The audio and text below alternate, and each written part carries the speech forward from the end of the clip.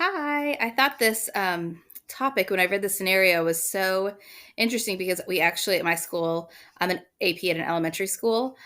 We actually just met with the county this past week and did kind of a tabletop exercise, not too far off from this. So, I we had already kind of talked through some of these scenarios, so that really helped with kind of how I approached it. So, I think that the questions that would be the most important to initially ask the law enforcement officers who are contacting the school about this would just be, how long until the father's supposed to arrive?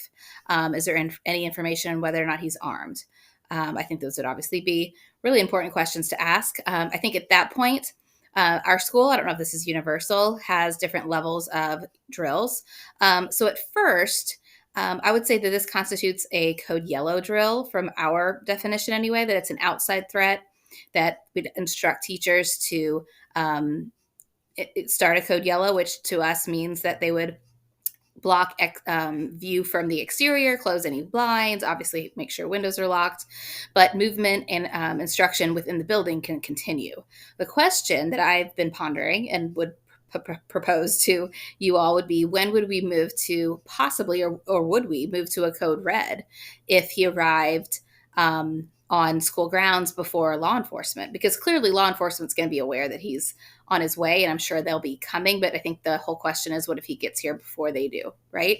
So would a code red drill be, appropriate if he got to school grounds at that point? I think that's kind of what I've been debating. I almost feel like the yellow sticks appropriately, but that's something that I'd be curious to hear everyone else's opinion about.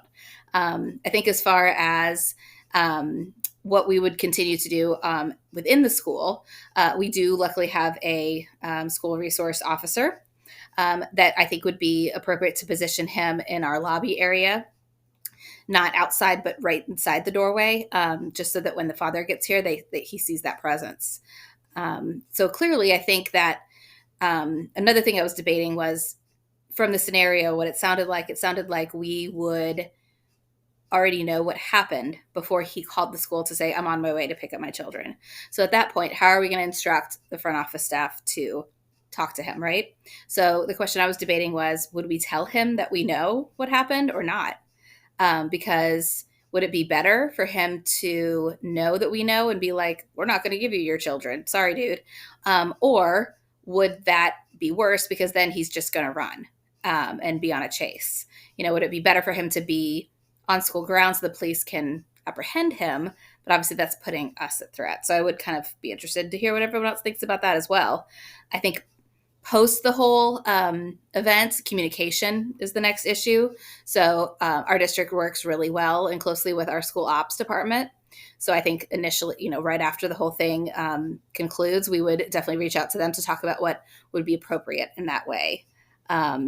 But I think utilizing our SRO, school resource officer, would be the biggest thing to benefit us, and just maybe even meeting with them to talk about whether or not it would be appropriate to move to that code red during the event. So would love to hear everyone else's input on that, but that is my 2 cents. All right. Thank you.